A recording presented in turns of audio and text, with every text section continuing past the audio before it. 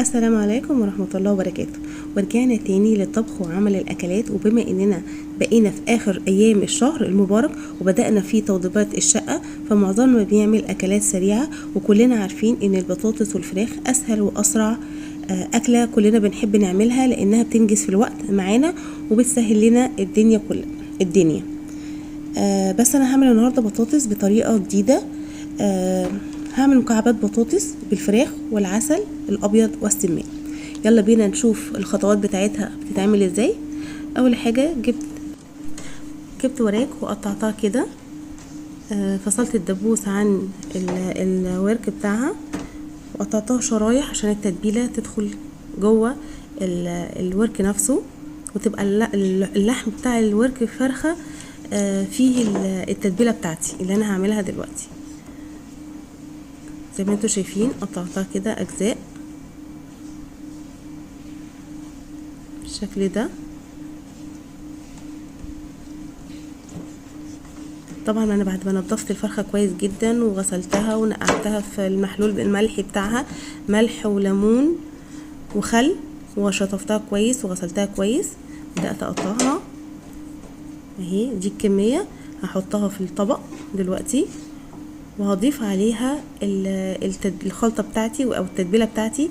هي هحط اول حاجة معلقة فلفل اسود، معلقة كبيرة كده علشان ما تبقاش ريحتها زفرة، وهي مش هتبقى زفرة خالص لان انا غسلاها كويس جدا جدا، بس انا بحب الفلفل الاسود على الفراخ كتير.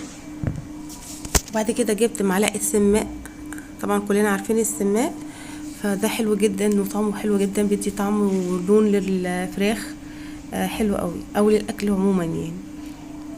وبعد كده جبت معلقه عسل كبيره، معلقه كبيره من العسل الابيض، شايفين قد ايه؟ معلقه كبيره. وبعد كده جبت كاتشب الحار وحطيته عليها زي ما انتم شايفين اهو. حطيت الكاتشب، حطيت كمية حلوة يعني.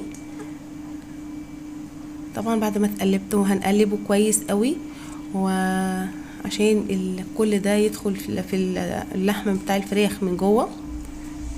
مش هنحط ملح خالص، انا الاكله دي مفيش فيها ملح، ده الجديد يعني. انا عايزه طعم العسل يبقى موجود في الفراخ، مش عايزه حادق، مش عايزاها تبقى حادقه، انا عايزاها تبقى مسكره، وفي نفس الوقت طعم الفراخ هيبقى معسل. وطبعا لما هعمل فيها معاها البطاطس هتبقى كمان البطاطس مش محتاجه ملح خالص، حلوه جدا، طعمها حلو قوي. انا ما حطيتش ملح خالص زي ما انتوا شايفين، انا ما حطيتش ملح، هو فلفل اسود وسماق بس، ما حطيتش اي تتبيله تانية غير كده. ملح الملح ده ما حطيتوش خالص ولا حتى ذره واحده. جبت بصل وقطعته شرايح كده، اللي هي شرايح الترانشات دي، يعني بصلتين متوسطين او بصله كبيره كده. قطعتهم حطيتهم في الصينيه اللي هحط فيها الفراخ. وبعد كده حطيت عليها الفلفل الاسود برضو ومعلقه السماق تاني، وبحط عليها شويه زيت، معلقه زيت متوسطه، وهقلبهم مع بعض كده مع البصل. طبعا انا دلوقتي متبله الفراخ بتاعتي في التتبيله بتاعتي، سايباها نص ساعه، حوالي نص ساعه. هنا جبت الطاسه بتاعتي، حطيت فيها معلقه زيت وسبتها لما تسخن خالص وتتقدح خالص وتبقى سخنه قوي. هبدا احط الفراخ فيها. ما تحطيش الفراخ وهي الطاسه عندك لسه ما سخنتش، لازم تسخن قوي، والسمنه او الزيت اللي انت هتحطيه يبقى يكون بدا خلاص يقدح. سامعين الصوت؟ وهسيبها لحد ما تدي اللون الذهبي، وبعد كده هبدا اقلبها الناحيه التانية. هسيبها شويه كده، لما اقلبها اول ما تلاقيها احمرت، شايفين اللون؟ بقت اللون ده. هبدا اقلب باقي الاوراق الورق اللي هلاقيها لونها بقى لونها ذهبي كده اقلبها. انت بس تسيبيها شويه هتديك اللون دوت، ما تقلبيهاش على طول عشان ما تلزقش منك وتتفرتك. بعد كده اول ما اخلص التحميره بتاعت الوراك هبدأ احط البصل. طبعا في صوص نازل من الوراك ديت اللي هو التتبيله بتاعتنا مع الصوص بتاعها بتاع الفراخ ده، مش هنحتاجه، مش هنرميه، هنسيبه على جنب لان احنا هنحتاجه بعد كده. هنا خلاص هقلب الوراك تاني باقي الفراخ. شايفين شكلها عامل ازاي؟ حلو جدا. هسيبها شويه على النار كده عشان تدي برضو اللون الذهبي دوت في الناحيه التانية، وكده يبقى الفراخ نزلت ميتها في الصوص بتاعنا. بعد كده هجيب البصل، طبعا احنا كنا متبلينه بالسماق والفلفل الاسود وشويه زيت. هشوحهم كده على النار لحد ما بس البصل ما يبدأ يدبل. ولما يدبل هكون بجهز بطاطس، هكون مقشراها. انا موطيه كده عليها النار عشان ما تتحرقش مني لان مش حاطه زيت كتير. انا بس هقطع مكعبات البطاطس، هنقطعها مكعبات وسط مش صغيره ومش كبيره.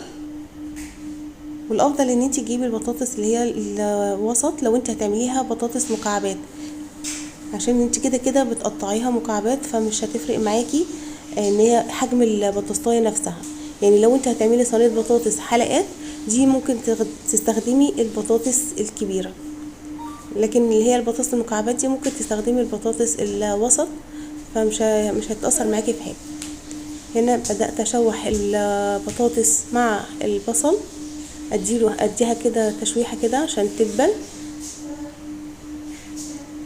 بس كده. وهبدأ احط الفراخ عليها، وجت عندي فلفل حراق. لو انتي طبعا بتحبي الحاجه حراقه ممكن تضيفيها، او دي حسب رغبتك انتي، دي حاجه زياده يعني من عندي انا عشان بحب الحاجه حراقه فحطيت الفلفل. بعد كده حطيت الفراخ بتاعتي على البطاطس. طبعا كده حطيت الفراخ على البطاطس، وهنزودها شويه ميه صغيرين جدا، يعني ربع كوبايه ميه صغيره، وهنغطيها وهنسيبها تغلي. وانتوا فاكرين الصوص اللي احنا قلنا هيطلع من الفراخ هجيبه وشايفين شكله عامل ازاي، هضيفه على الفراخ لما بدأت تستوي وخلاص دخلت في السوا. دي الخطوة الأخيرة اللي بتعمليها على البطاطس والفراخ. تحطي الإضافة ديت في الآخر خالص بعد ما الفراخ تستوي، والمية اللي أنا ضفتها تكون نشفت منها، مبقاش فيها غير حاجات بسيطة زي ما انتوا شايفين كده. بس كده الفراخ بدأت عندي خلاص استوت. هديها بس غلوة علشان الصوص اللي انا حطيته. اهي دي شكل الفراخ، شايفين الصينيه شكلها عامل ازاي والفراخ عامله ازاي، شايفين ده الصوص بتاعها تحفه يا جماعه، حلو جدا. يا ريت ايه رايكم؟ يا ريت لو الاكل عجبتكم تقولوا لي رايكم في الكومنتات، وتعملوا لايك وشير وسبسكرايب عشان يوصل لكم كل جديد من مطبخ نوني. شايفين الفراخ مستويه جدا والبطاطس كمان وشكلها تحفه. بالهنا والشفا من مطبخ نوني. باي باي.